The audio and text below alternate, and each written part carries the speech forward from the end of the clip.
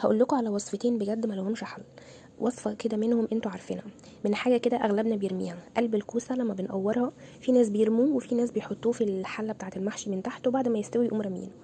اول وصفه هي شوربه الخضار. هشوح عندي هنا اهو جزرايه مع معلقتين من لسان العصفور في معلقه زبده، ونزلت عليهم بصلايه متقطعه مكعبات صغيره وفصين من الثوم، ملح وفلفل وكمون وكزبره ناشفه. نزلت عليهم الشوربه وبطاطسايه مكعبات وسبتهم كده ياخدوا غلوه مع بعض 5 دقايق. الوصفه التانية بتاعتي هي غموس الكوسه، توم وفلفل رومي وفلفل حامي وكزبره، شوحتهم مع بعض. بعد كده نزلت عليهم الاربع معالق من قلب الكوسه وقلبتهم مع بعض، ونزلت عليهم طماطمايه وملح وفلفل وكمون وسبتهم يتسبكوا. الشوربه بتاعتي هنا بعد ما خدت كده غلوتين 5 دقايق نزلت عليها الكوسه واسيبهم 5 دقايق تاني عشان الكوسه اصلا متقطعه مفرومه. هنا بعد ما استوت بجد طعمها حكايه. الغموس بتاعي نزلت عليه معلقه صلصه وشويه ميه وسبتهم يتسبكوا. بجد وصفه ملهاش حل، جربوه قولي لي ايه رايكم.